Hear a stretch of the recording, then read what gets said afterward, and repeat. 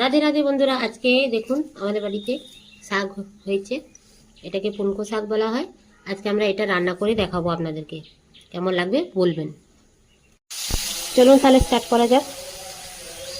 এই যে আমি কড়াইটা গ্যাসে বসে দিয়েছি, এবার এটা একটু গরম হোক। গরম হতে হতে আমি একটু তেল দিয়ে দেবো, বেশি তেল দেবেন না কিন্তু।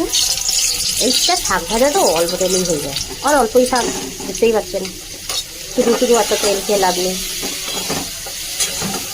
এরপরে আমরা এতে একটু তেলটাকে গরম হতে দেবো, সরষের তেল তো।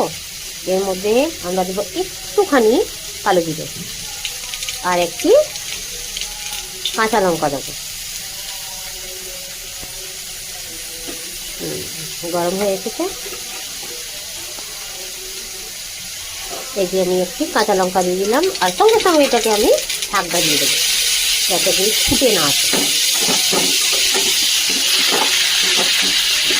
এবার নেড়ে চেড়ে এটাকে কিন্তু বন্ধুরা খোলাতেই রান্না করবেন, ঢাকা দিয়ে করবেন না, কারণ কাদা কাদা করা হয়ে যায়, খেতে ভালো লাগে না, দেখতেও ভালো লাগে না, ঝরঝরে হয় না। এইভাবে ফুলেই রেখে দেবেন, 2 মিনিটের রান্না এটা। এই যে চিনি একটু দিয়ে দিলাম, এর সাথে একটু দেবো আমি পোস্ত। আপনারা চাইলে এর সাথে বড়িও দিতে পারেন। ব্যাস, আমার শাক রেডি।